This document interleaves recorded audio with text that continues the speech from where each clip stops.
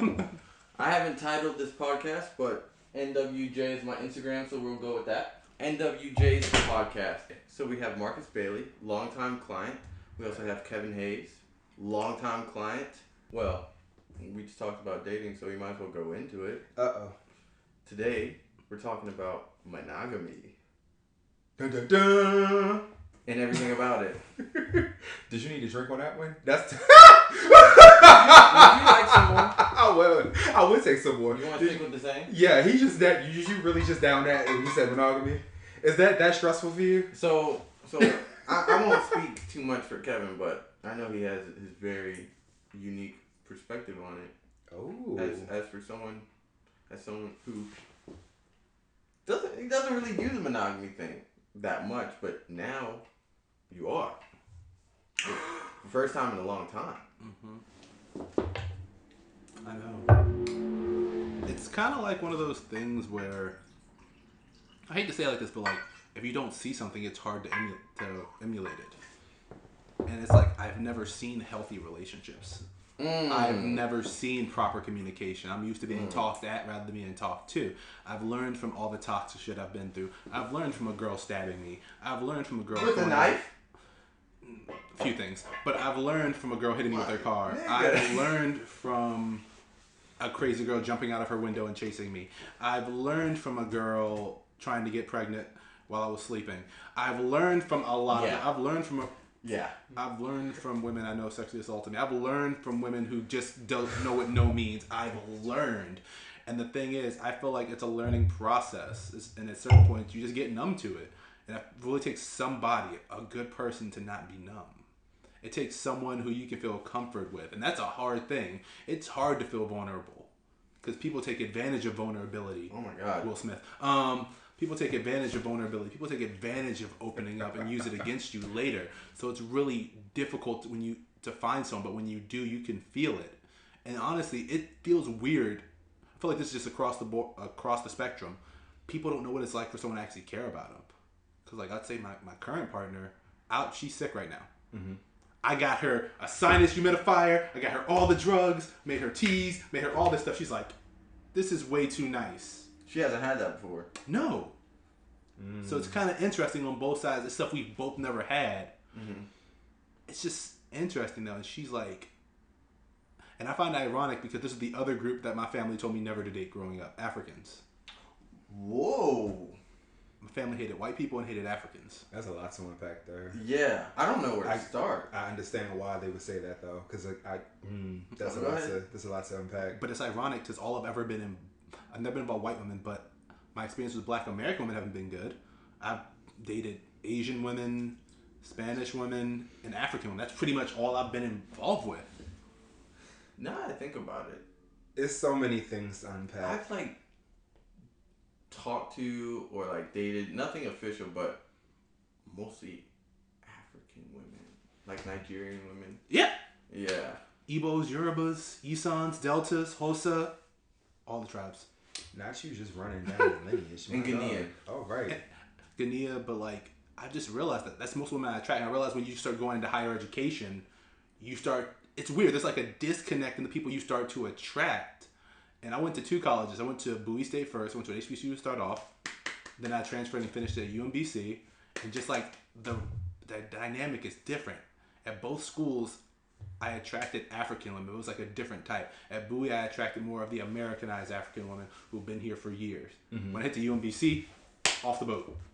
Everybody. Freshly. Oh, and it's just like the different dynamics and relationships. I'm like, wow, this is weird. Like even my current partner, she's Liberian. Mm-hmm. She's fantastic. But she's Liberian and it's just like, it's just different than my previous partner. So what was it about this one that made you say, okay, I could deal with, or not deal with, I guess that's a bad connotation, but I could have one woman and be completely happy with just one woman. So I'm a nerd. I love anime, love comic books, love video games. Our first date was to bubble tea. And then our second date, which was the next day, was to see the Demon Slayer movie when it came out.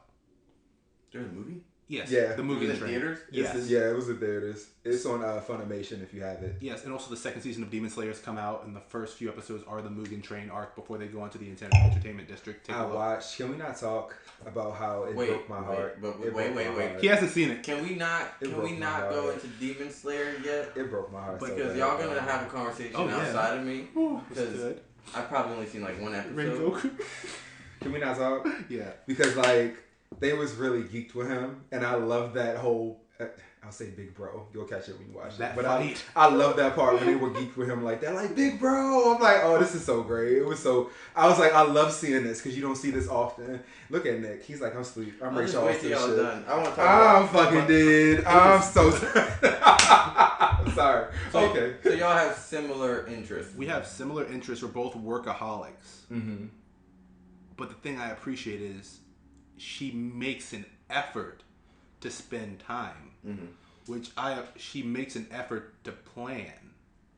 We make an effort together, like to plan things out, and that's what I appreciate. Like I'm usually the one who has to do it, and I feel like I've been a fuckboy in the past, completely and utterly. I have admitted to that, and I feel like I've learned from that aspect, and I've just learned. I've grown from it, and it's like something I've never experienced with somebody before. And I've actually recently sat down and just thought about my whole life and started writing notes down about the things I've done wrong, the things other people have done wrong. And I'm like, I'm avoiding all of those. I'm looking for all the previous red flags. And then at the same time, I'm looking for the thing where like you're supposed to encourage your partner when you have one, especially a partner who has never had a positive experience and constantly downplays themselves and self-depreciates. Because a lot of us are self-depreciating because we never think we're enough based on a whole bunch of other issues. So it's like motivating them, like you are enough.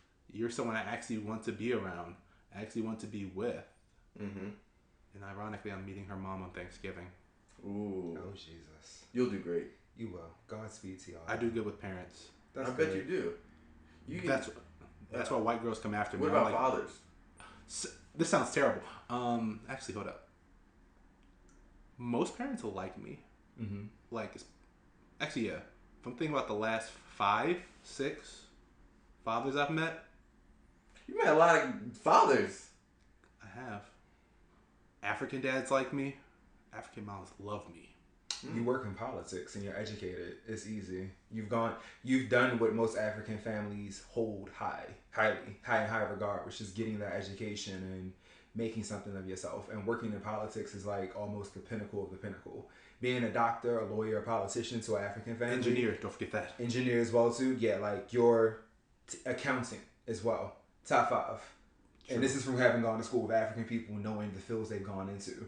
If you go into anything else, it's almost on the same wavelength as Asian families. They don't hold arts and other stuff in high regard. It's almost bringing shame to the family. But you becoming accountant, engineer, doctor, lawyer, politician, oh, they're bragging about you all day, talking about you. You've brought honor. You've done the family proud. The sacrifices for moving from this country to here was worth it, and all this other great stuff. So yeah. It's ironic because my roommate is African. He's Nigerian, and he went to law school. Yep. Yeah. No. Yeah. On track. Definitely on track. Oh yeah. Fully. But it's like a weird sensation. Like I'm enjoying myself. It's like have y'all seen The Pursuit of Happiness? Yeah. Do you remember? First thing, don't read the book. It's terrible. It'll make you cry.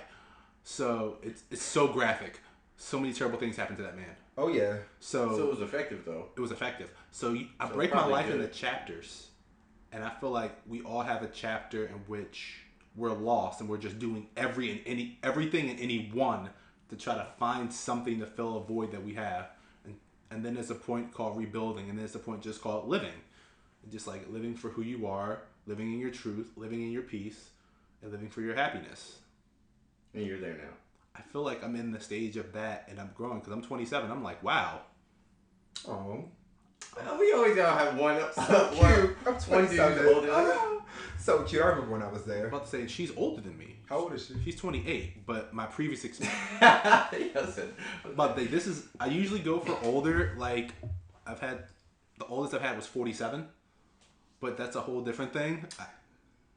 That's a whole different process. I've had a whole different process. Have you seen a therapist and broke this down? Yes, I have. I'm getting ready to say, because it sounds like this is some unpacking that needs to occur, but I'm glad that you unpacked. The storage locker has been sorted through, unpacked, and talked about. I understand that feeling. But she was also a sugar mama, so that's a whole different thing. Cute Beyonce sugar mama. She said, sit on mama lap. She bought you a short set. She bought me my books for school. I know. That's even better. I know that's motherfucking right. Look, she said, I'm going to help you get through this. I like her. You still in contact? No, she's in California now. I mean, you might want to reach out and send a text message. The man is with the woman who has ushered him into his living stage. You still can get the... Okay? He's not calling anyone. I mean... Right? No. Shut up. Get that money. I knew it was real when I started cutting people off. Of course. That's when you know it's real. I know it's real when I started deleting numbers. Oh, yeah. I know it's real when someone, like, I lusted after, like, severely, like, oof, I just want to bite you. When I'm like, hey, I'm not going to hit you up anymore. I wish you the best. You took the time to communicate that to this person. I believe you have to communicate things to people. So that way you don't ghost. No. Me neither. No. You ghost? Nah, not a fan of ghosting. Shit is whack. I've been Ghosting ghosted before. whack. It's terrible. I think I have been ghosted too. But like no real relationship. Like maybe like I'm talking on Tinder to someone. But I don't mind that. I got pussy whipped by this girl and she ghosted me. I don't know what type of Zendaya type of energy she had. She dropped it 3 times and then like can I be ghosting is such a thing that it has nothing to do with you, but everything to do with that person. And this is something I just learned in therapy. It's like they can't communicate. They won't communicate. They've scared themselves in some way. Somebody has caught feelings or they don't want to communicate the feelings or they felt like it's getting too hot and heavy and it's not what they're looking for. But they don't have the proper tools to communicate that. And they have to deal with that in life and even later in life. Because they'll realize when they look around that nobody's around because they're quick to run and pull out as soon as something gets a little hot and heavy for them or too serious or they can't have the conversation stating what they're actually looking for versus what they're not. It goes to that thing I said earlier. People are used to being talked to rather than talked with their entire life. So they don't know what to do when someone's actually conversing with them. It's something that throws them off. It makes them uncomfortable. It makes them at unease. Yeah. It's a whole thing. And it's like, mostly it happens with a lot of people of color, I've noticed. Like, we don't know how to communicate. And look how we're raised. And it's don't talk back in the household. You know, it's listen to me and don't do this. I was not that kid. I'm glad, but a lot of black kids. No, trust me. I was supposed to be that kid. Like, I definitely, there's a grown folk conversation. But I would stick around though. And I had that option. I had no. Listen, I was a rebel. Like, I wasn't wearing eyeliner, but I was right next to them when they're having these conversations. I was responding, talking back. You know, when I heard something that it just didn't sit right with me, and I got aunts and uncles like, something's wrong with your kid because he doesn't know his place. You know what I'm saying? Man, adult shit was nothing but the same shit we dealing with now. I realized the same bullshit that was happening in high school I'm dealing with at 32. It's just that we're grown and it's the same stuff. I'm like, adult stuff was like kitty shit. Literally. I'm like, it's the same bullshit. I'm like, so this is what y'all was keeping me from the whole time? The kitty bullshit y'all been dealing with as adults? That's all it is. It's hilarious to see how messy your family is when you get older. Messy. It is hilarious. Your parents as people. When you see the adult figures that you had growing up and you're the same age they were when you were a kid and you realize that how immature that you can be as an adult. Like at 32, I realized I'm like, I'm grown, but at the same time, some days I'll be like, mentally, I'm like, I'm 18 or 21. I'm like, I'm just getting older. And I'm learning more and I'm trying to apply stuff. But literally, like, I can see how as an adult, you're like, it's the same bullshit. It's the same shit. We have more experience over time, but we still have the same impulses, the same stupid passions. They may be muted a little bit more or enhanced a bit, but it's really the same. We're just people, and a lot of times we don't follow our rational thought. We just go with what we want to do, and that's the same as when you're 5, same as when you're 30 or 60. Impulse shopping. Honestly, I felt old yesterday. I was giving advice to one of my friends who's about to make a huge mistake. And I literally said, trust me, when I was your age, and as soon as I said that, I was like, damn. Oh, God. Damn. I'm like, everything might seem hunky-dory and fine right now, but if you make this decision to move to Florida with this guy, you're going to damage your relationship with your family who's been supporting you. You're going to move somewhere with a man who you've said is unstable, both financially and emotionally. Oh, no. And like this whole time I'm like, oh my God. And I was like, she's like, well, my mom doesn't know how to say anything to me. I'm like, I've realized, shit, is it possible that a lot of times we have these discrepancies with our parents? The message is good. It's just the way that they're delivering it. Definitely. Mm-hmm. It's a generational difference. I had an issue with somebody recently like that where he barked at me and I'm like, hey, you know, millennials and Generation Z have realized the way we were raised may not necessarily have been the best way. And so now we're finding ways to correct that. And I'm like, this doesn't do anything for me because I understand your message, but your delivery is terrible because you're literally berating me. And I'm telling you I'm grown and we don't have to have this conversation this way. And you're like, stay in the child's place. And I'm like, I can't. I shave. I'm 32. I got gray hairs. I'm like, so the same way that you pay your taxes, I pay mine. So telling me to stay in the child's place doesn't work. So how do we move around that? And a lot of them don't want to move around and do something different. They want to keep doing the same thing. Well, I want to point out something real quick. Mm-hmm. You said you felt old and you gave this advice to your friend. Mm-hmm. And you realized that some of the advice you've gotten from your parents or other authority figures is pretty sound advice, but it's their delivery that kind of fucks it up for you.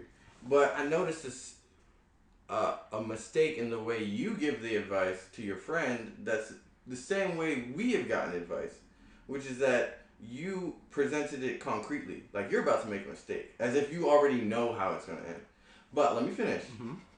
I think a better way, because I've gotten all types of advice, the best way is to say, look, I wouldn't do it for these reasons.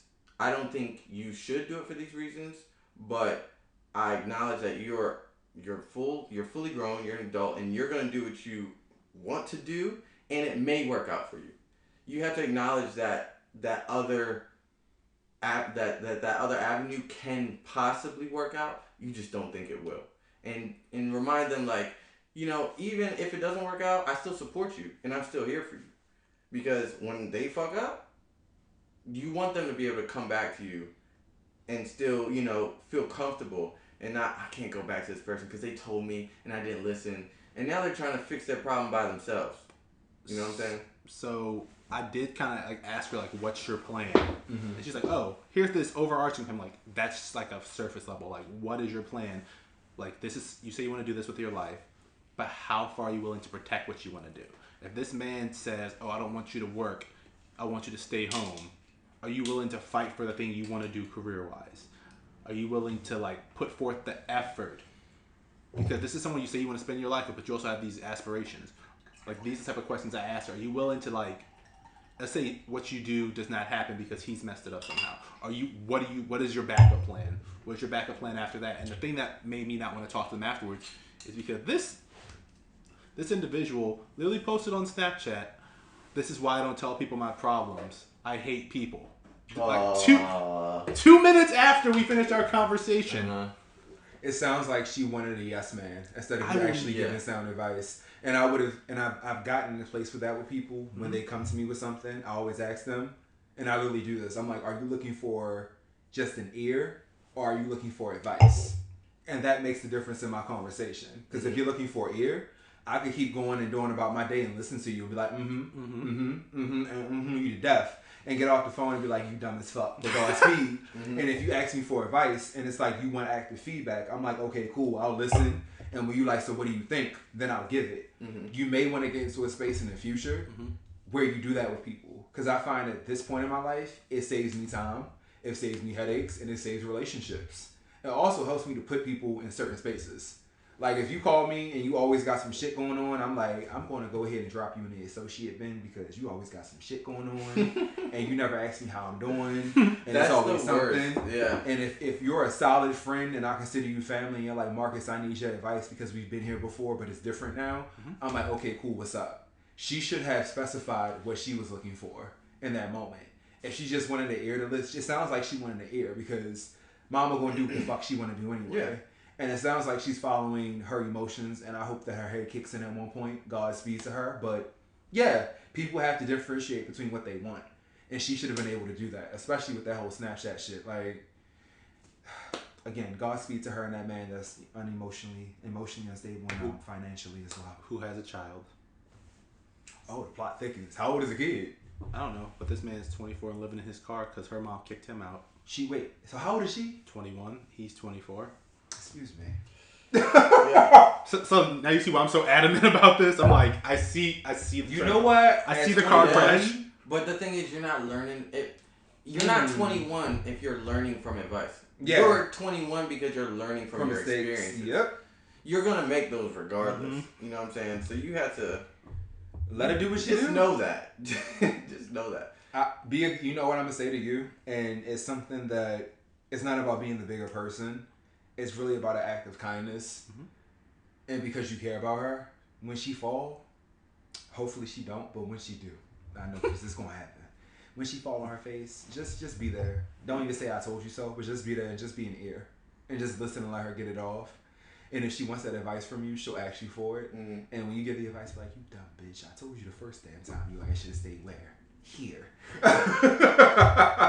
And that's it. So something you said earlier made me think about putting people in certain bins. And this is something I'm having an issue with. Do you think that people you were formerly involved with can be your like friends, like actual friends? You're formally involved with? I guess dating wise, sleeping with them wise. I'll say yes and no because I've experienced both. There are people that I have dated in a romantic sense and have had sex with that we're now the best of friends. We have great conversations. We have a solid relationship. And there's those that I've dated that I can't because it's still messy. They haven't addressed anything. We haven't had a solid conversation about how to move forward appropriately. And trying to be a friend doesn't work because they still try to bring the sexual aspect back into it because that attraction is still there. Whereas I'm like, I know this is here, but we're not going to do this because it's going to blur the line. And I'm in a space in my life where I want to know either we're black or white, not gray. Hot or cold, not lukewarm. And I want to know that. So that I have that definite, this is defined for myself so I know how to negate my emotions and what to deal with and navigate them better. So yeah, it can be. It's 50-50. It depends on the person, the other party, not you. I'm struggling because my big thing is just to cut people off. Like that's my go-to. Like it's to the point I haven't talked to my mom in 3 years. I can cut people off like. Not you ain't talked to mama in 3 years. Goddamn, that bad? I understand. Therapy. Yeah, I understand. So is there an extra thinking about cutting off, or you just cut off? I just cut them off, and it's like I just repress every feeling I had. You repress it. What does that mean when you say that? It's like it's really hard. Like even like with family, it's like somebody you used to talk to so often, and then you just suddenly can't. Things change. Life changes. It's one of those things where it's like you have to recognize the change and not give into it. And that's been always my thing. I've just been like, well, fuck it. And I just try to put my stuff into other avenues, whether I'm doing art stuff now or rather I'm picking up heavy weights in the gym and just yelling. But is repression, is that ever good? Is that ever helpful? Yes and no. You can repress certain things for a while, but they have to be addressed at some point. And repression is never permanent. You're right. Things always come back up. And whether it's with the individual or with someone that you're talking to, as far as like a therapist or even your partner, you're just discussing feelings you have. Yeah, but that's not repressing. You're acknowledging it. But I can't think of a time where it's suitable to just. And this is I'm speaking as someone who does it, not someone who doesn't do it and think it's bad. I'm someone who does it and thinks it's bad. We had this conversation too. I'm remembering this. I have this feeling like, okay, first of all, I watched Vampire Diaries. I read the book. Okay? I read the book. Okay, so look, the vampires have a thing they call a switch, and they could just like kind of turn their emotions off. And I always thought that was kind of cool. Like Stefan and Salvatore? Exactly. Because every time, I'm ultra emotional about something, it's never really good for me. So I'm like, turn the switch off. I don't feel it. It's repressed. It's compartmentalized. It's there, but I'm not accessing it right now. And I don't ever think that's helped me. You know what I'm saying?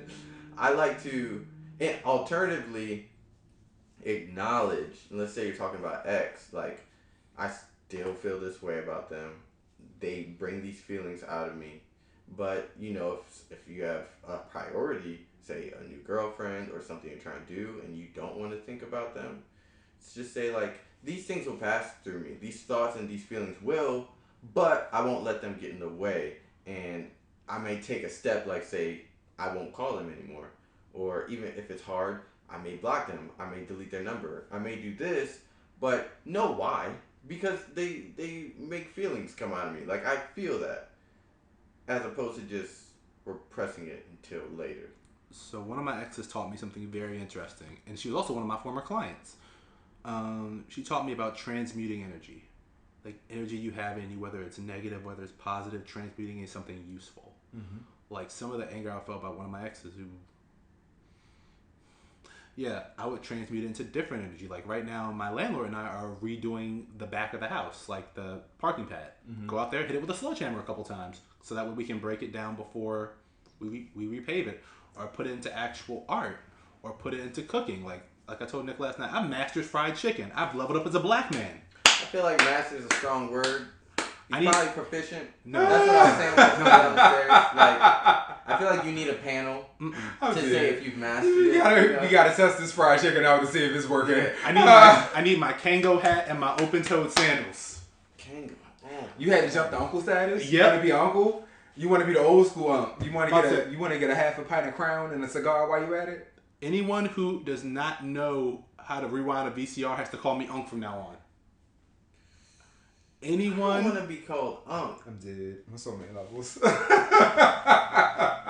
are the Uncs now. Like, if you think about it, when we were young, the people who were Unc were our age. So we are the new Uncs. I'm the cool ass Unc though. They ain't got no kids. They'll come and go and be like, I don't call anyone uncle unless they're my mom or dad's brother or sister. That as well. Yeah. I will say about repression of emotions, because I had to work through that myself to not be a walking time bomb.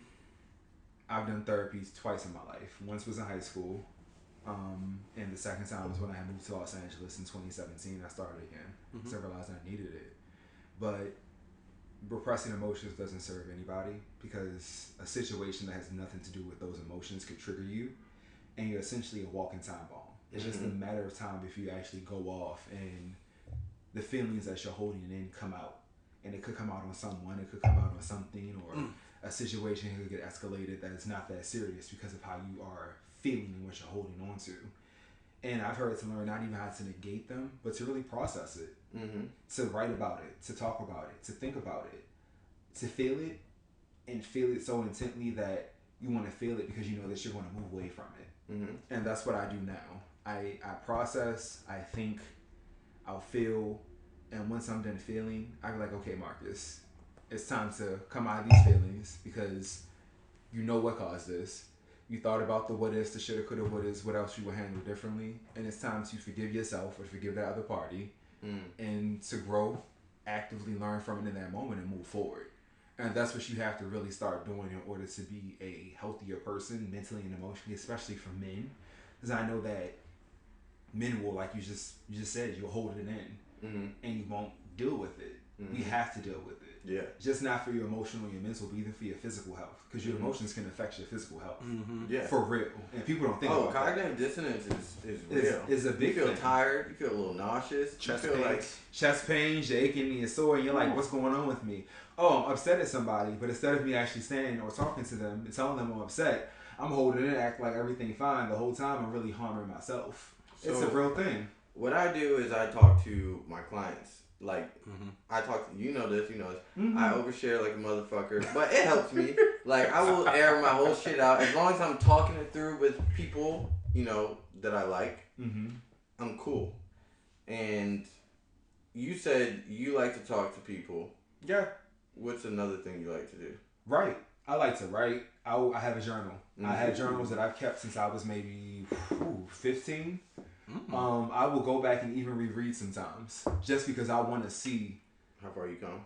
Yeah. I want to read about the stuff I was going through and think about it now. And sometimes I do that and I laugh and I be like, I'm reading these pages, and transparency. I'm like, some of the pages, I'm like, why is this letter blurred? Oh, because I was crying when I was writing. I'm like, okay. I was like, so I'll reread and I'll be like, you were really going through this, but now it's like, I'm not this person. I'm not there having these experiences. I've dealt with these emotions.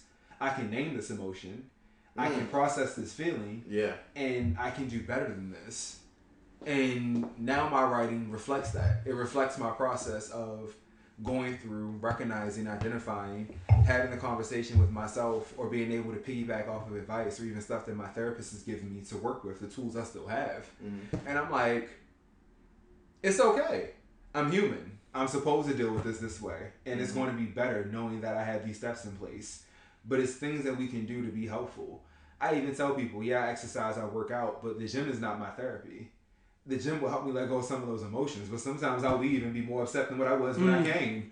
And I'm there is like psychological studies that show that, and don't ask me to cite them because I don't have the citation right now. Hollering. But like hitting something or like, you know, letting out your aggression like a physical way makes you more angry. Mm-hmm. But I don't want to go off on a tangent. What's one thing you do to process your emotions? And then I have one thing to follow this all up with. One thing I do? The healthiest thing or the unhealthiest thing? Let's go with healthy since we're on that kick right now. Yes, please. Because I'm scared to hear the other one. But go ahead. I talk to myself. Okay. Because I feel like sometimes, and my therapist even told, my therapist said I don't need to see her anymore. She said the thing is, you always know the answer to your problem. We always know it. It's just you need someone else to tell it to you. Mm-hmm. She said sometimes the best person to tell it to you is yourself. Yeah. So it's like you're giving yourself advice. I just have a conversation with myself. Yeah. Is your therapist mine? Because Dr. Michelle, she's a black lesbian. I love her to death. She's based here in Baltimore. And she dropped me back right before the pandemic started. Because she was like, I don't have anything else to do with you. Like, she broke up with me. You graduated. Like, once you know that you have the skills and you have it, a therapist can recognize it. It's like, hey, you have the skill sets. The same thing. She was like, you know these things. Mm-hmm.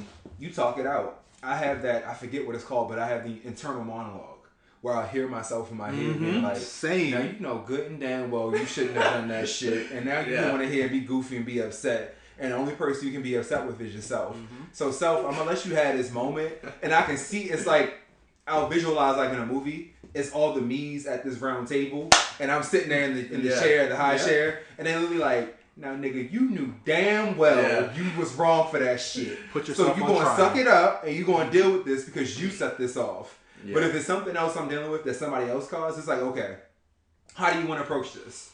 How do you want to deal with it? And I use the tools again that I know that I have from going to therapy for 4.5 years, and I put them into play. And again, it's a constant practice. I'm not saying going to therapy has made me complete and the best person. Because I even tell people, you're going to fuck up. You're going to make mistakes. That is the human condition. We have flaws. We're not flawless. So you're going to make these mistakes again. But the matter of making the mistake is how you rebound from it. How you come back. Do you know how to put the tools into play that you have in your repertoire? Or are you just going to spiral out of control from this one mistake that you may have made? Without knowing that it's okay because we're human beings and it's going to happen. Mm-hmm.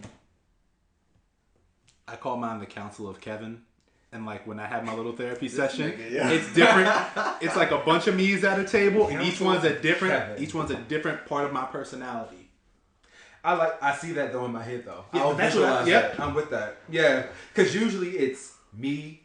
Then I have the one that's like the rational. Then I have petty. Mm-hmm. And petty and rational be going back and forth. Exactly. And petty would be like, you should just, in the rational part, like, Marcus, you know you don't need to do that shit because it's just going to cause more issues. Mm-hmm. And then I have myself and my totality sitting there like, I hear you too, trust me. Sometimes the petty will be like, no, that shit was warranted. And the rational will be like, I agree. Mm-hmm. And the rational will be like, no, you know good and goddamn well we're going to do this. And the petty will be like, fine. So I agree with you there because it is that but I have that internal dialogue within myself. And it helps. It helps because, again, like he said, your therapist hit it on the head. Mine too. You got the fucking answer. You just need somebody to tell you. We most all do. We could all be life coaches. But the thing is, when it comes to coaching ourselves, like that's why therapists need therapists. Yeah. Very true. I wish I had a twin, because I feel like if I had a twin telling me the same thing, that'd be like a different level of like... My twin would be popping my ass beside the head all day. He'd be like, dummy. I'm like, why you do that? That hurts. I have my finger like hovering over a certain contact in my phone. It's just like I have that voice in my head like, Don't do it. Yeah, don't fucking do that. Drake's You already voice. know. I changed my ex-boyfriend's name in my phone to ask yourself if you are emotionally and mentally prepared to deal with him. That is a long name. He called me a week ago. I looked at that shit scroll across my screen. I said, nope, not in the space to deal with you The today. answer is no. No. The answer, and I asked, but again, I did that because my therapist recommended doing that for people on my phone that I've had conflict with that's been emotionally intense. Mm-hmm. And literally now I will ask myself that question, like, are you in a good space to talk to them right now or to deal with them? You sure we don't have the same therapist? Because mine told me to, in order to disassociate from the person, change it to not their real name. So that way you have no connection. Like Y'all have some good therapists. No, we just had therapists that actually gave a shit about us that were like, no, you're going to be the best productive person you can be and get back out here in the society and do this damn thing. So now I literally, certain people I have issues with, their names are like that in my phone, and I'll ask myself that question. Because I'm like, if I answer the phone and I'm already in my feelings about work or something else or something that's been going on, that's going to reflect in the conversation with them because I feel a way about them already. Or don't give them a picture. I took away the picture and the contact name is just that, but I know that it's him. So like literally, and he'll text and be like, I called you again, phone rang, you didn't answer, I guess you're okay. And I'm like, oh God, not I guess you're okay. I'm like, now you want to be passive aggressive with me because I didn't answer the phone. And I'm like, I know you're being passive aggressive, so it's really going to make me not want to answer you. So I'm like, I'm not going to reply. But when I do reply. Have you told this ex that you're not emotionally capable of dealing with him in the moment? Yes. I now am Mr. Glass. I'm transparent. Mm-hmm. I will tell him, hey, it was a hectic day. You called me. You have high energy. A lot of times you're going to get into some mess, and I'm just not in the space for it. Yeah. And it's nothing personal, but I'm protecting my peace and doing what I have to do to keep myself in a certain space. Yeah. And when I'm in the mood for the shits and the giggles, I will call you. And we'll have that dialogue. That's so much better than just ignoring. Yeah, I don't ignore completely. I'll give a reason. After that, then you can ignore. Because after they've been warned, then they're just infringing on your time. Stealing your energy. But my follow-up question, now we're talking about emotions and processing, is when is the last time you've cried? And I'm talking about like 1+ tear. Like it can't just be one tear, one thug tear. It has to be like multiple tears. You don't have to go into detail if you don't want to. You can just think about it if you want to. But I prefer you tell me why. So, I'll start with you, Kevin. Last time you cried. So, I cry in my sleep, which is an interesting thing. Other people point subconscious be going through, Kevin? a lot. That's all that repression. It is. That is that But repression. Like, when I'm outwardly crying, it's like, it's not just crying. It's like I'm yelling, I'm crying, I'm roaring, I'm screaming, I'm doing something. If I've hit that point where like it just overflows. Do you wake up and find yourself crying? No. I'll be like, oh, I have a tear. Cool. And then I'll just go through the rest of my day. But like... But you're sleeping. Yeah. It's like I'll wake up and like there's still a tear that's going down. I'll just have to wipe it off my face and be like, oh, it's one of those days. But how do you know you're shouting and all that? No, it's like when I let it out, not when I'm like sleeping. Oh, okay. I think the last time was when I tried monogamy with my ex and I found out she cheated on me and tried to blame it on me. And I booked a flight to Los Angeles to go kill a man. Ooh. And people had to stop me. I'm glad they did. And I think I went into the woods with a baseball bat and an axe and broke the bat over a tree and actually cut a tree down. And I stayed in there for like 5.5 hours hitting that tree with an axe until it came down. And just kept on smashing that bat on the tree. Until Did you get more angry as you went on? Yeah, but I feel like it's like any type of fire. It goes out. When there's no kindling, when there's no wood left to burn, it goes out. And then once it goes out, it's like the post-orgasm clarity. It's like... Post-orgasm? I've never heard someone say that. Kevin, I think you should try boxing. I think you would benefit. I feel like you boxed before. I have. You should get back to that. No, because... Yes. It's hard to be enraged when you're tired. There's something to say for that. That's the point. Do you think you should get back to boxing? But no, the reason I didn't like doing that is because I would get angry and I would take it out on that person I'd be sparring with. And sometimes, like, in my head, I'd just be fueled by that. Don't spar with nobody. Just hit the bag. Or just spar with someone who's equally a different level of skill. Yeah, don't spar with nobody. Because you could be mad as shit, and if you're sparring someone who's much better than you, and I'm still beating them, then what? We'll find someone even better, is what I'm saying. Okay, spark Mike Tyson. Got you. Hit a bag. That's what This you man, do. To save that person. Hit a bag. So the next level is Mike Tyson. There was no in between. Nope. Mike gonna knock your ass out. he might fix me. Mike gonna be like, nigga, I don't know what your problem is. You have to fuck me up today. I'll whip your ass. Mike okay? can face his demons. He Okay. can be in there with you. Mike will tell you, you need to get over this shit, bro. Smoke some of this weed that I grow and get over this shit, okay? Okay, thank you. But that's Mike why is like a guru now. He is. Pretty much, because he definitely ran up on Boosie ass and told Boosie, so why you so obsessed with gay people? Yeah. And Mike sat there and lit his joint and was like, I'm waiting. And Boosie studied the whole. I was like, oh, Mike Tyson got you screwed. Okay. Yeah, fucking Mike Tyson. Yeah. All right. To you. August. I can recall that moment. I was working and I was having a Zoom call with my supervisor at the time, and I just was feeling so overwhelmed. And she asked me something, and I broke down, and she was like, "What?" She was like, She literally was like, "You got all these hours of PTO. Take the next 2 days off and do something for yourself." And I realized, I was like, I've been feeling overwhelmed because we having supply chain issues because of the pandemic and stuff like that. And I'm just trying to champion for my job and deal with people and deal with myself and trying to date and realizing trying to date is a clusterfuck. And I was like, maybe I shouldn't be trying to date right now because everybody's just a hot ass mess. And I think it's courtesy of COVID and everybody dealing with their own shit. And I just was feeling some type of way, and the floodgates were open, but it felt good to get it out because after I did that, I was like, I needed to cry. I was like, shit, that was a minute. I was like, maybe I needed to release that. Mm-hmm. And I felt so much better. It felt good. Yeah. Did it feel good when you cried? My throat was sore. I felt great. I literally went home and watched the Disney movie. I fucking did. I went home and watched it. I went home and watched I think it was like Toy Story 2. So you cried and you could reconnect Toy with Story your inner 2 child. probably made you cry again. No, I felt good. Toy Story is deep, man. Toy Story is deep. I did something that reconnects with the inner child because I feel like once you put yourself through so much emotional trauma, you have to reconnect with the child. You have to coddle yourself a little bit. Well, and I feel like that was me. You are without even trying. When you're hitting some or you're crying or something, that's inner child. No, yeah, that's letting out that anger. That's letting out the anger that's fucking with that child. That's letting out that bully. But like after everything's calmed down, and you're soothing yourself. I feel like we all deal with issues, but we don't soothe ourselves. It's just going from one fight to another fight to another fight, and we just drain. Oh no, I like all the time. I like my joint and sit there and be like, we're okay.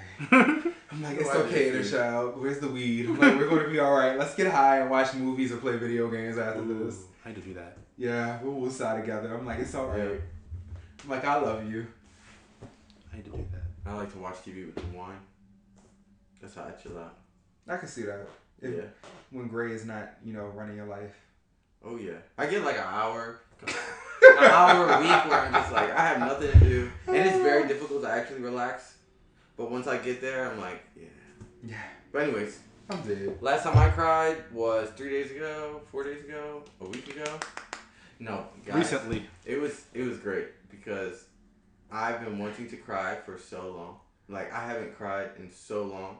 Situations where I've wanted to cry, I'm like, because crying is like a release. Mm-hmm. And if you don't get that release, you get tension. So, I wanted to. But, anyways, in this moment, I was talking to a friend, and they were talking to me about how they had reached out to their father, and their father ignored them. Mm-hmm. And I was just like, fuck. Like, just having my own daughter and imagining, like, how I could never do that, or, like, what would cause a person to ignore their child, or how that must make that child feel, how it made my friend feel, and how that trauma affects their everyday behavior, and how the shit, it was just like a spiral, like how the shit that happens to us that's out of our control causes, like, reforms our personality in everything we are. So I was just thinking about that in the moment. I was just like, damn. Like, wow.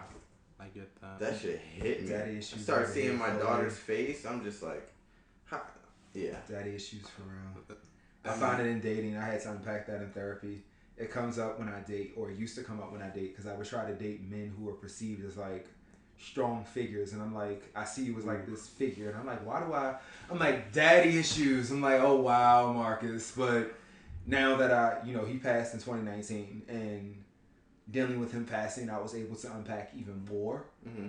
because I realized I was like, I didn't really unpack it. I kind of I did that repressed and put a Band-Aid over it, a big one. But when he died, I was like, the inner child in me was like mourning like a motherfucker, and the adult me is sitting here like, oh, well, I gotta handle a funeral and make arrangements, and I'm going on about it. Like, everybody's like, you're so strong, and I'm like, huh? And when everything was said and done, I literally remember sitting with my then boyfriend in silence, and I became a fucking mess and was saying all types of shit, and he was just like, you are not okay. And I was like, I know I'm not okay. No shit. So now I can talk about it because it's like, I realized what I needed to do. I realized even my dad telling me certain stuff like that, he didn't know how to be a father and be present at the time. And how he wasn't taught about sex and stuff like that. And he was like, I made lives and didn't understand the impact I would have in these lives by not being around, by not being my best me and being able to say that. Mm-hmm. And he, like, knowing that he had that conversation before he passed, it kind of made things better. And now I'm in a space of like, just seeing how other men are dads, and I'm like, I applaud them, and I push other people and applaud other people to keep being better parents. And I'm like, do this, because you don't know the effect it'll have on your child later. Because I believe that there's other kids out there like me that probably wants to be able to get past their shit, but haven't been able to figure out how. And unfortunately, it took for him to actually not be here, for me to really be like, I know I may deal with this for the rest of my life, but I know how to deal with this, and know why, and know how to address it, and hone in on it, and move forward from it every day. Yeah, and a lot of people don't get that moment, that epiphany. Nope, they keep hurting and reliving the same cycles, and they wonder why they're reliving it. And it's like, it could be so simple, like a parent just wasn't present. Yeah. And I realized it's like, dad wasn't there. You go looking for certain things in other people that you shouldn't be looking for. And it creates more issues than harm. Yeah. I become Captain Save-A-Ho because I'm trying to date men that I know I shouldn't be dating, because I see something in them that reminds me of dad or my father or certain things. And it's like, why are you trying to save this person? The same way you were trying to save your relationship with your father when you were a kid. And you were trying to do it, not the other way around. Message. And I see that. So I stopped doing that shit. And I tell people, I'm like, Captain Save-A-Ho has left the building. He's dead. I'm like, he's buried out back somewhere, right? And I didn't mark his grave site. It takes a second. Because when you're so set to trying to help other people, you can become so blind to the fact that they might actually be better off by themselves. Mm-hmm. They may need some time to fix their own shit in a way that you can't help them. And you're hurting yourself by trying to fix them, because you're hitting your head like, I don't understand what I'm not doing. You're not doing anything. You're fine. Mm-hmm. You're just not supposed to be fucking with them. Mm-hmm. And it's okay. Yeah. It's all right. Yeah. Stop falling for... My issue is that I fall for potential. And you can't fall for potential. Potential is a trap. Mm-hmm. Potential is a trap. We're humans. Yeah, if you see what's presented in front of you... Yeah. That's what you should be falling for, the value that's being shown. Yeah. And if somebody's showing you early on that you have to deal with this shit, you're making that decision, like, to really keep going. And you, like, the thing is that you can set this in therapy. If, like, I hurt myself by doing that, and I refuse to hurt myself any longer. So, again, unpacking dad and better relationships and how to deal with my emotions. They all connect the dots to each other, and it's a Venn diagram. I'm drawing, and I'm like, these things all just collide. So how do we collide peacefully now is my motive. And I collide in a good way nowadays, so I'm happy about that. He said daddy issues, and you almost bursted with something to say. I have mommy issues. Well, I had mommy issues, and it was to the point where, like, I messed with a woman. You talking about the 47? No, the 33-year-old. Oh, okay. Who, like, when I think about it now, I'm like, damn, she looked just like my mom. Who would say that out loud? You're a brave soul. I recognized it, and it's like... But can I be real with you? Yeah. We're groomed as kids to grow up because women say, I want to marry somebody like my dad. And big men say, I want to marry somebody like my mom. And it's uncomfortable to acknowledge it, though. I'd be like, y'all not really like... I'd be like, the record skips, and I'd be like, hold the fuck up. Yeah. So, wait, y'all... I'm like, okay, cool. And I see it now, plain as day. And it's funny, I have to laugh at myself when certain people hit me up that I used to deal with, and I'd be like, y'all still in the same place, doing the same shit. Mm-hmm. And I'm like, I can't do this with you because you're the same person you were 10 years ago.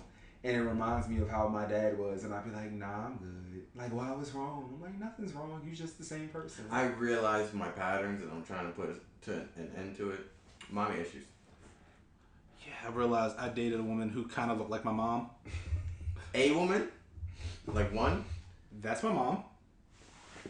Oh wow, mom is gorgeous. Mom Hey, is beautiful. Thank you. I didn't need This to is put the that. woman. Oh wow, yeah.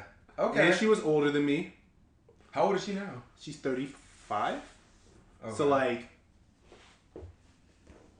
but she had her daddy issues at the same time. So we just let our issues work. We all have issues from our parents. Yes. And That was like, playing. let it be said that you can have a good parent and they can still fuck you up some type of way. I agree with that. Like- Fully. Yeah. You're influencing someone for 18, 25 years. You're gonna fuck up somewhere along the way. Some more than others. Some more than others, for sure. But I feel like I also dated women who were just toxic. That's what I was used to. I was used to just taking shit from people. Mm-hmm. I was used to people just cursing me out. I was used to people talking sideways to me, putting me down at times. So that's what I was used to. Mm. And it was like a thing where I just got tired of it.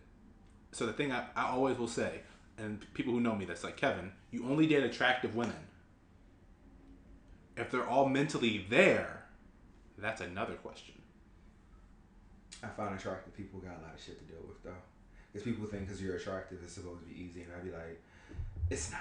It is a little easier though. It's easier, but it's not as easy. That's why I'm No. happy that I'm unattractive, so that way I don't have as much shit to deal with. You're very like traditionally handsome, I would say. Kevin, you're not unattractive at all. I think you're a handsome dude. So don't ever say that again.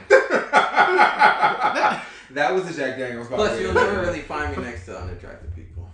Same. I don't do no ugly folks. I feel I granted I can hang with everybody, Yeah. but like my core group of people, we tend to be like you fuck with people that look like you. Try to align yourself with people that look like you, that remind you of yourself with certain ideologies.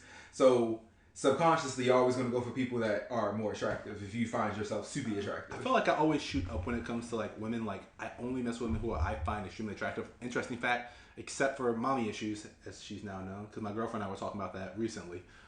I typically only date women darker than me because all the women in my family are light skinned, and I try to stay away from that.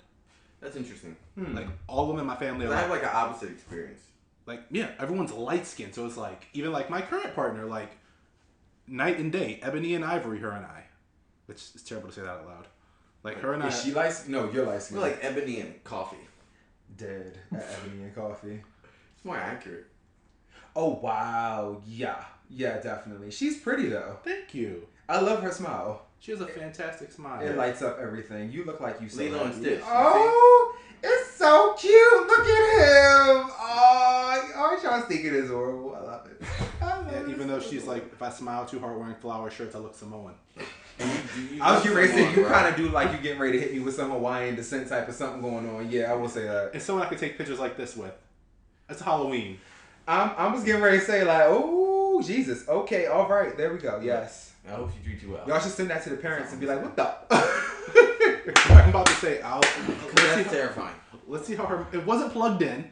It's an electric chainsaw. It was real? I could, Yeah, it's a real chainsaw. I'm about to say that looks very real. That don't look like this. Like Nick, you should know, I collect swords, I collect Me knives, too. I collect chainsaws. Like, that's something we can I just don't connect. I just don't collect chainsaws. So if this becomes a case of 48 out of the, what is it? 48 In 48 hours? 48 hours. This go the podcast. They're will be gonna used return record. to this. They'll be like, so you said you collected on this date. But like, she's someone's like so different. Like, she's someone like my family would teach me not to like. That's messed up. She's someone like, my family doesn't trust Africans. And they hate Africans. Can I be real? Let's unpack that in the black community. But I know there's a that specific reason why. a lot of black people say they don't trust Africans because Africans will come over here and we have the issues with Africans because Africans don't view us as true African American as Africans. Mm-hmm. They see as black people as pilfering the African culture because we weren't raised there and we don't know certain things and ideologies. Mm-hmm. And I've even gotten it when I went to go visit Nigeria that it was a little bit of like elitism and a little bit of snootiness towards me because I was quote unquote black. Like my dad was lighter than you. I had a ponytail. He was Dominican Irish. My mom is Nigerian and white. So learning different cultures and understanding certain things, it was like, I'm like, oh, well, excuse the hell out of me. Like telling my Nigerian cousins that I went to school for fashion was like, what? And I'm like, I have my master's degree. What are you talking about? Like I'm educated. Like I went and got my master's in brand management once I got my bachelor's in fashion merch. So I could run a whole business. Like I know what I'm doing.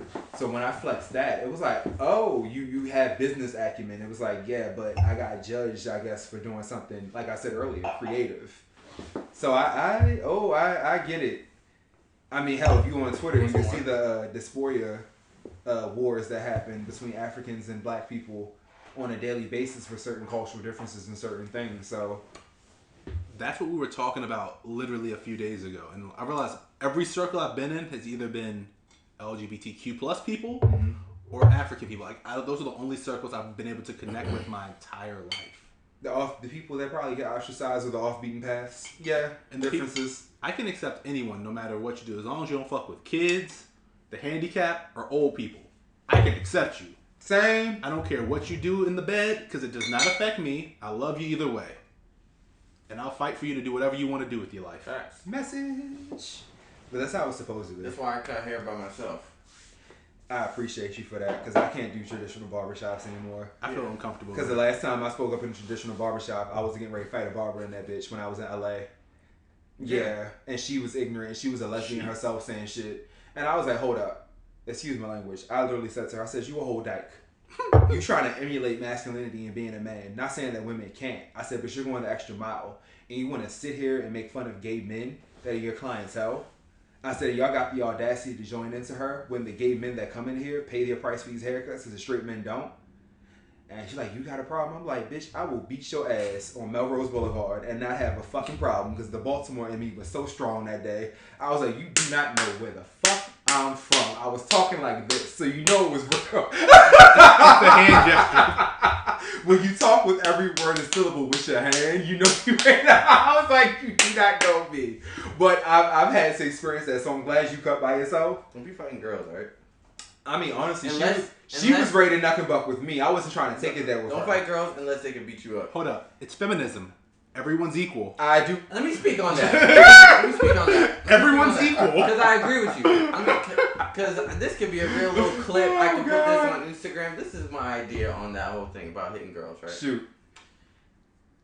And I feel it's equal, right? Mm-hmm. Guys, girls, it doesn't matter. The point is, you only do enough to defend yourself.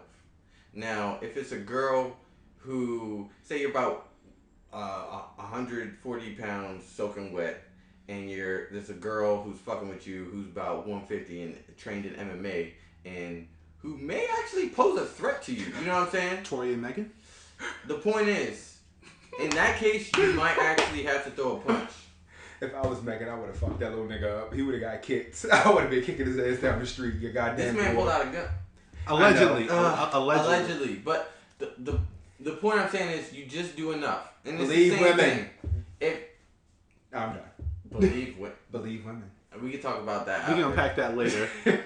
Look. Ooh. Oh, you might no, y'all won't. No, y'all won't. Look. Okay.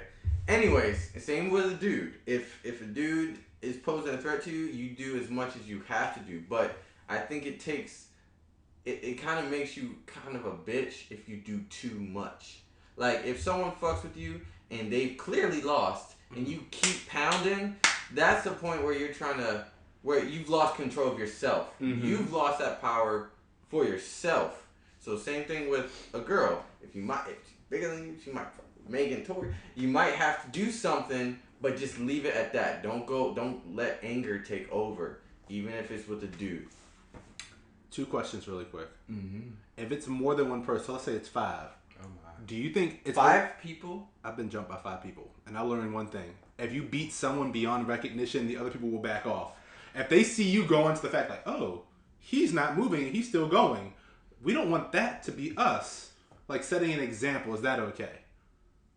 If it's 5 people, that's an interesting caveat. This is why I got a license to carry a concealed weapon.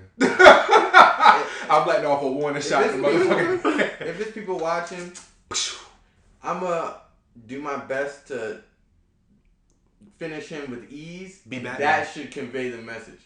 If they all come in, I might, then you can do whatever you want because obviously you're outnumbered. Be Batman. That's all I'm saying. Be Batman.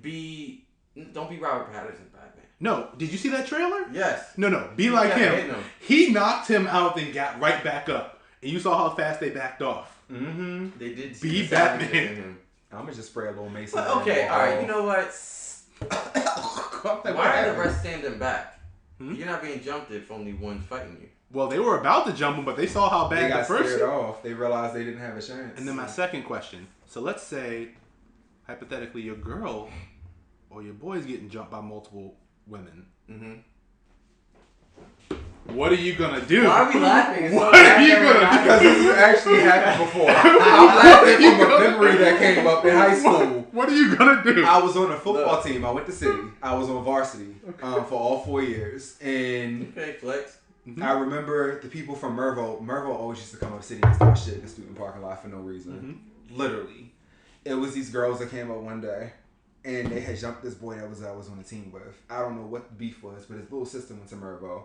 And apparently he went over there with some niggas and they flexed on him and started a whole situation. So when girls came up and they was like, we gonna fuck you.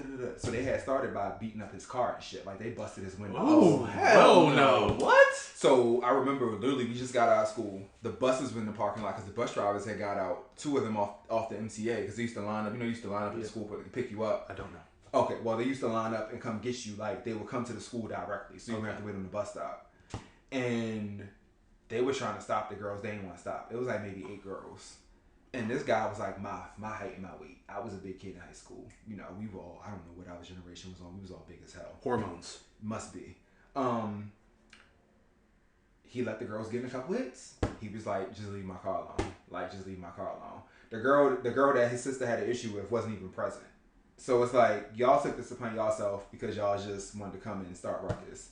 So the girls was getting us some hits, whatever like that. One girl drew blood and we went off. I remember we just had left practice. Woo! I just saw one girl fly, hit a chick with the helmet. Another girl had got hit with a rock and some other craziness, but he So the out. girls were jumping him. Yeah. And he was committed to not actually touching any of them. And he then, just literally said, leave my car alone. Mm-hmm. Like, y'all busted out my back window. So, they had busted out another window I think it was on the passenger side. He was like, just leave my fucking car alone. But they wouldn't leave the car that's alone. what I'm talking about. Yeah.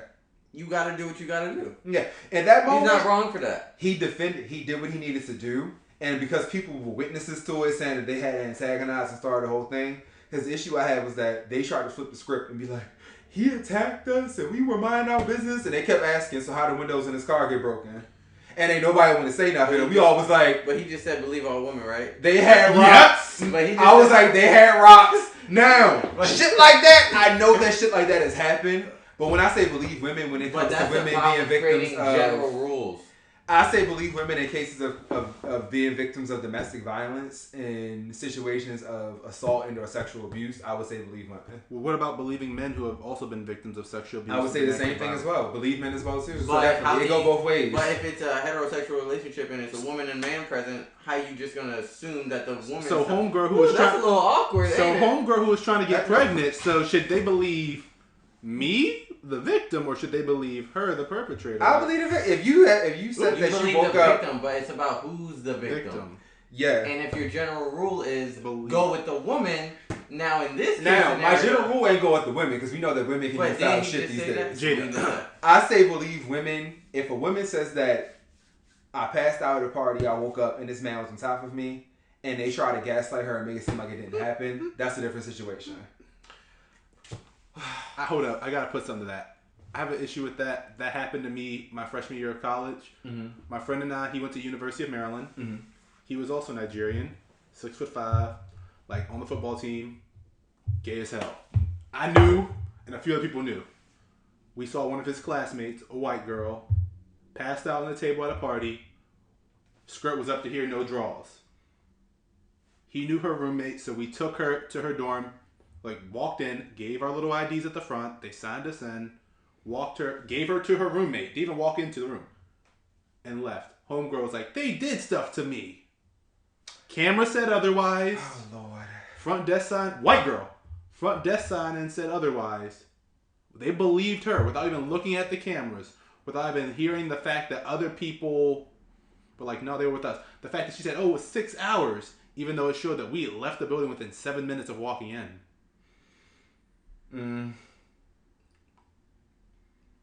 That is a tough one. I can't deny that.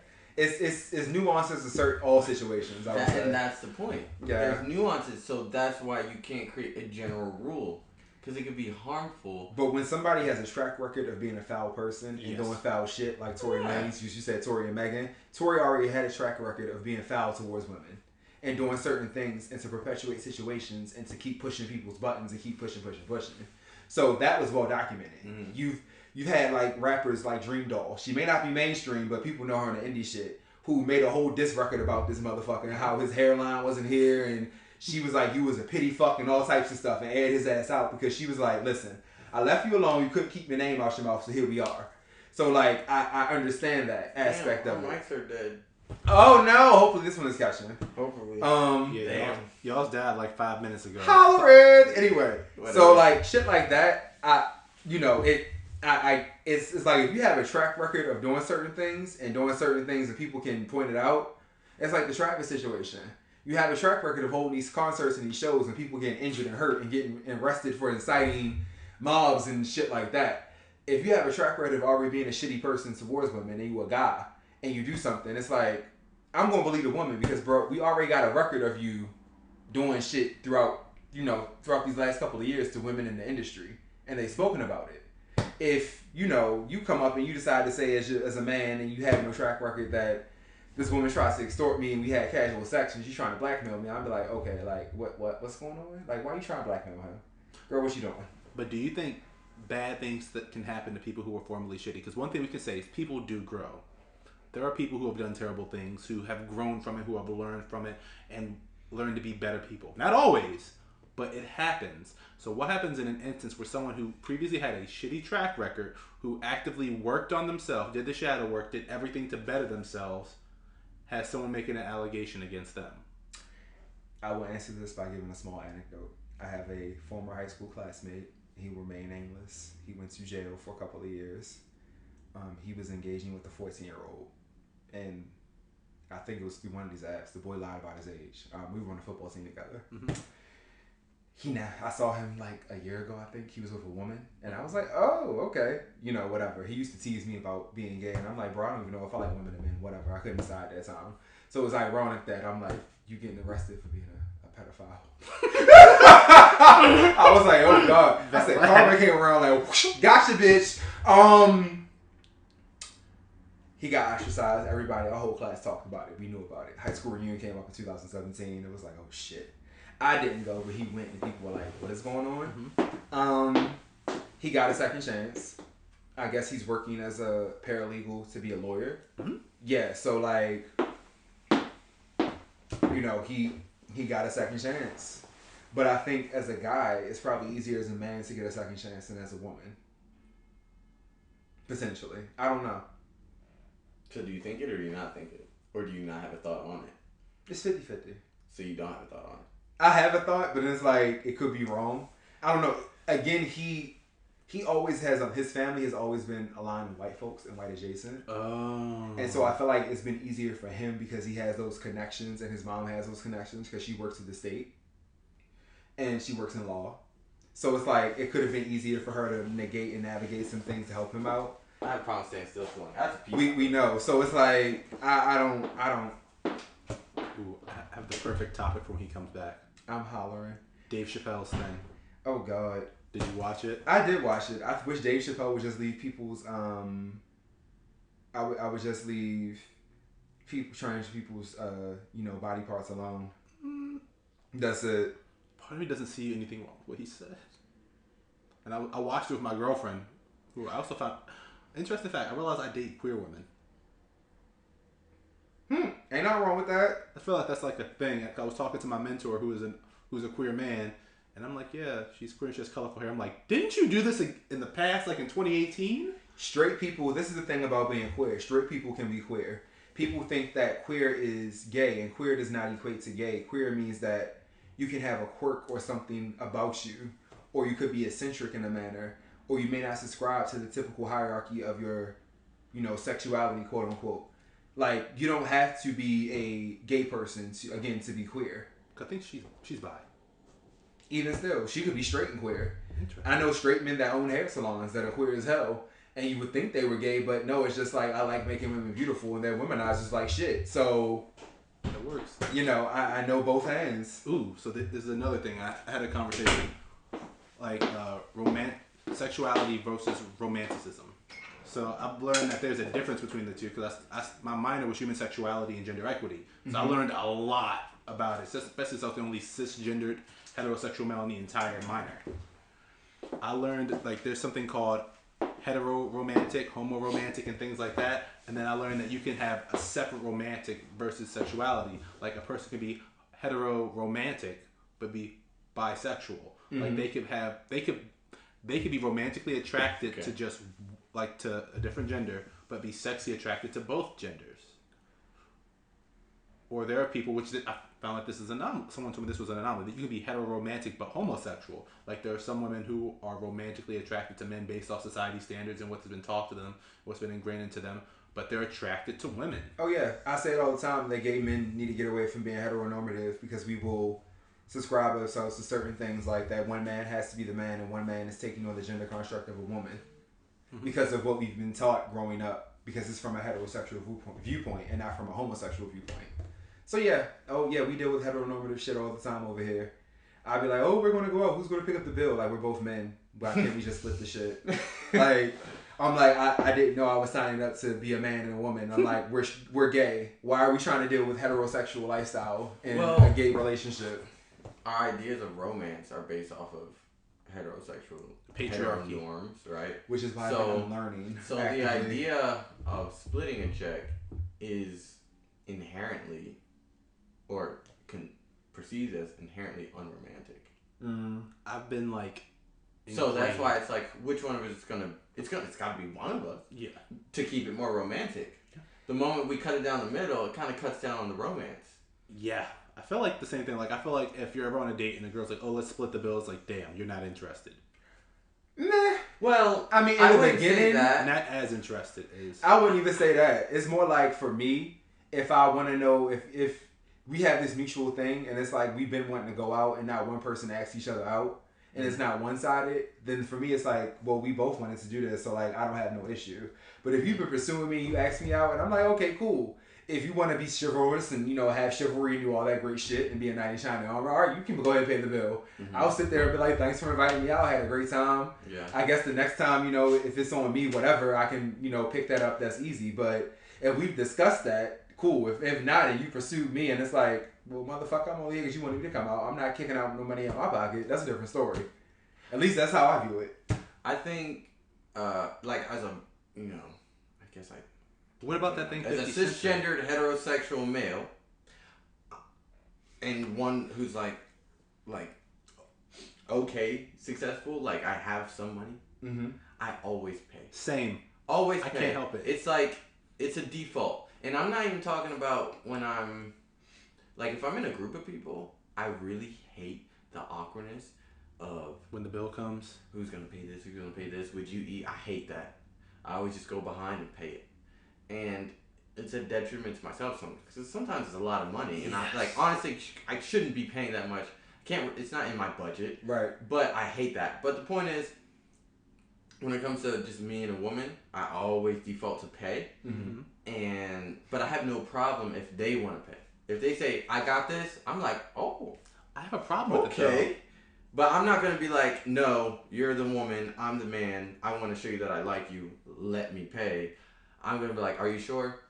I appreciate it. Now, again, for me, if, like, recently I went on a date, like, 3 weeks ago, and this guy has been asking me out for the longest, and I was just like, fuck it, why not? So we went out, and he took me to some restaurant, and the wine menu was, like, bottle starting off at, like, 100 something. And I was like, oh shit. I was like, this type of place. So my ass was already like, Marcus, I said, we budget mentally. Granted, I can afford it, but I'm like, I'm not trying to spend no hundreds of dollars in this bitch. Yeah. So, you know, I was keeping it cute. I had ate beforehand anyway, because I'm like, oh, it's any fucking way. So, you know, I wasn't starving. We got to this place. I had a little something. He was like, you know, you can order what you want. I was like, no, it's fine. Like, he's like, don't worry about a budget. I invited you out. I'm paying for this. Like, this is on me. Like, I would never. Like, I was like, okay, cool. Like, he was raised like that. I wound up going out with somebody else a week after. And it was just like on some real show shit. And this motherfucker was throwing drinks back. And I was looking like, I know this is going to be already. I had a feeling. And he was like, oh, the bill. He was like, oh, can we get, we could split this. And I was looking at him like, split? I'm like, nigga, I've been drinking water with lemon this whole night. I ain't splitting a motherfucking thing. Yeah, so this is me. I'm like, here you go. Pay your bill. Pay your bill. Was that dude black? Yeah. Oh, both of them were black. Oh. Both of them. Okay. It was just the difference. And like, one had asked me out. The other was like, all right, cool. We've been talking for a while. Like, why not, whatever, meet here. And we went to Topside. That's in Mount Vernon. That's on top of Hotel Revival. I love Topside. So a cocktail already is starting off at like $13, $14. Yeah.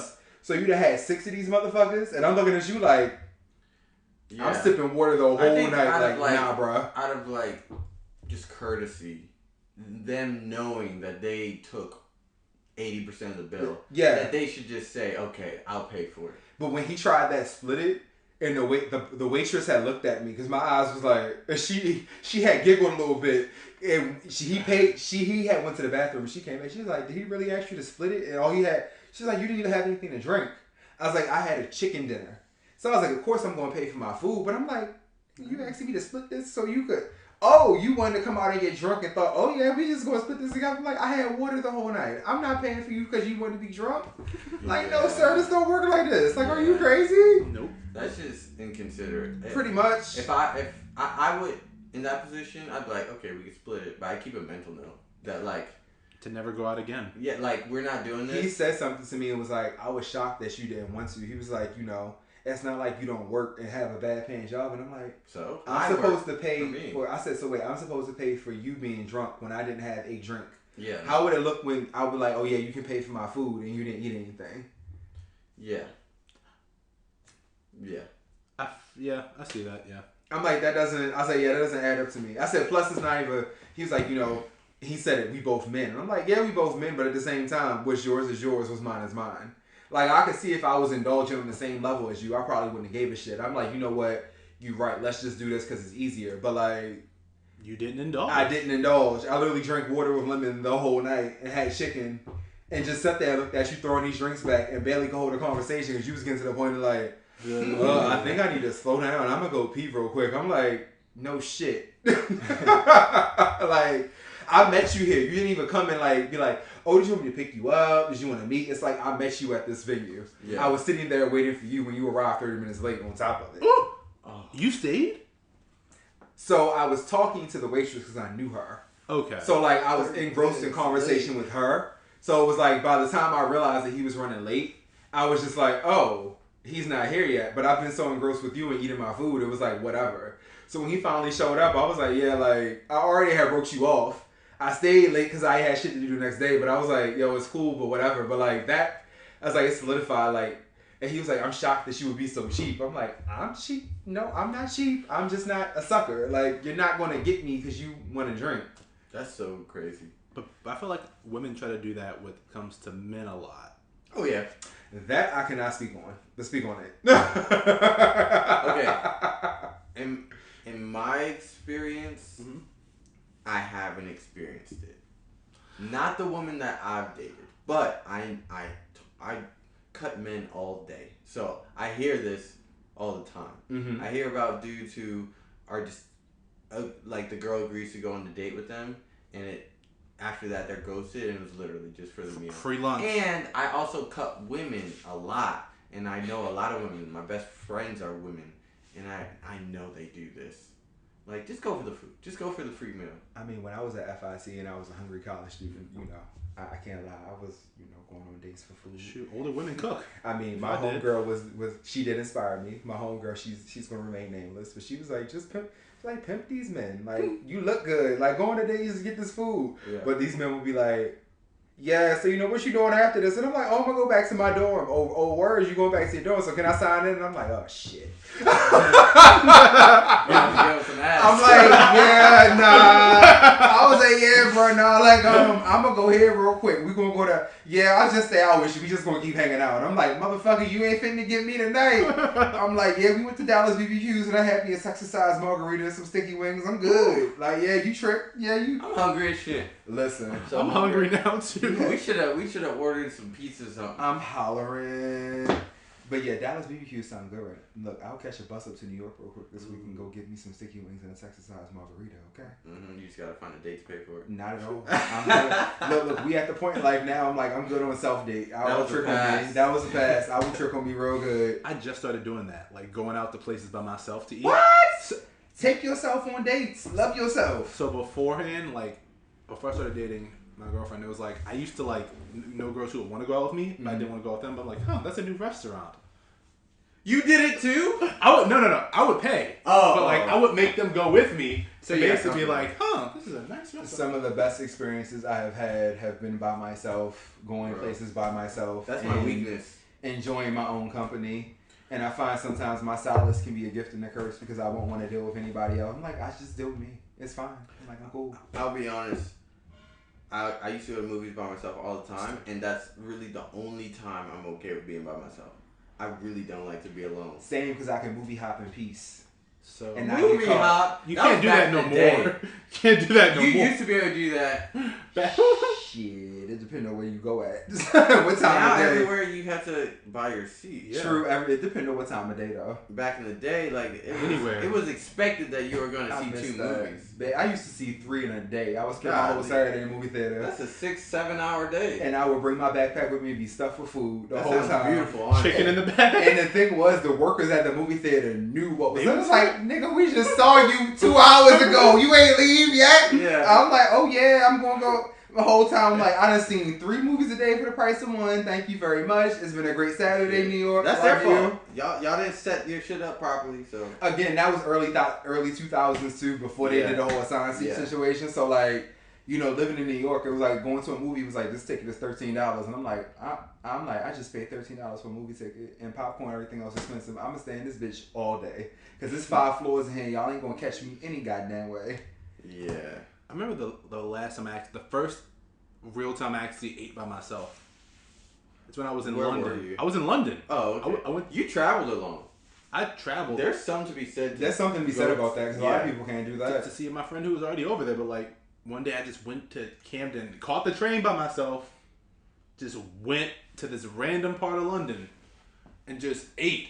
Just sat down, and it was like a thing where like I didn't have a good signal out there, so I couldn't text people. I'm just like. Damn, you couldn't watch Netflix on your phone, nothing? No. I was just like... There's something about that, though. It's the freedom that comes with that. Bro, there's a lot of growth in being by yourself. Yeah. Just walk around. It's a lot of growth in not being afraid to do things by yourself or experience things. I find that we're conditioned to, like, you need somebody, you need someone. And it's like, you will miss out on a lot of great stuff if you constantly feel like you need to wait for somebody to do something with you. Live. Do not wait for other people if you want to do something. Travel. Had that experience. If you have anxiety, you're nervous about it, and skittish, cut on track my iPhone location and share it with somebody you trust, and let it be known where you're going at. And if they don't hear from you, it's like, all right, this person was here this last time. We need to find them. But other than that, live your damn life and enjoy it. So no one has my location, but my roommate. No one has my location either. My roommate knows if he doesn't hear from me for 48 hours. I'm a 6'2" black dude. No one's kidnapping me, and I carry a knife. Same. I'll be like, nobody want to feed my ass. I'm like, you make me disappear. You feeding me. I'm following you because you got some food. They gonna take me right back. I'm like, if we go to the gym as well, I'm like, I need some other let me things. return you. Pretty much. They be like, we ain't want him. Like, yeah, he had too many. I'm like, whoa. Ain't nobody told you kidnap my ass in the first place. I'm hungry. What like, y'all got chicken in here? Y'all got snacks? We got, you can get me some wings. I need all flats. Actually, give me all drums. Y'all want to go get some wings? That sounds like a plan, actually. I want to go get some I'm wings. down. I'm hungry. Look, I know Terps has some pretty good wings and they're cheap. Terps? Where's Terps is right next to UB. Oh. I haven't been there in years. I haven't been there in like 2 years. Isn't that the place that just got shut down? Not shut down, but like they had a health inspector issue. I mean, it's in Baltimore City. It's called Terps. I'm gonna say because remember that's technically was it Terps. That's technically in my district. We have a list of all the places that have. We've had a lot of places get shut down for food. Do y'all like vegan food? No. I do, but I'm just not in the vegan food mood. Say Dota's fried chicken was. I've been drinking. I don't want Dota or a burger. I don't want some Dota. American trash is what I'm looking for. Dota. Yeah. Miss Dota be putting my sugar. I really want some fish and chips Terps right now. Should we end this podcast right now? It's up to you, my good sir. I think we should. I don't know how to close out, but I'm hollering. You close out by letting them know it's been a great episode. If we have any sponsors or sponsorships, and we'll tune back in again next week. And don't forget it's been a great episode.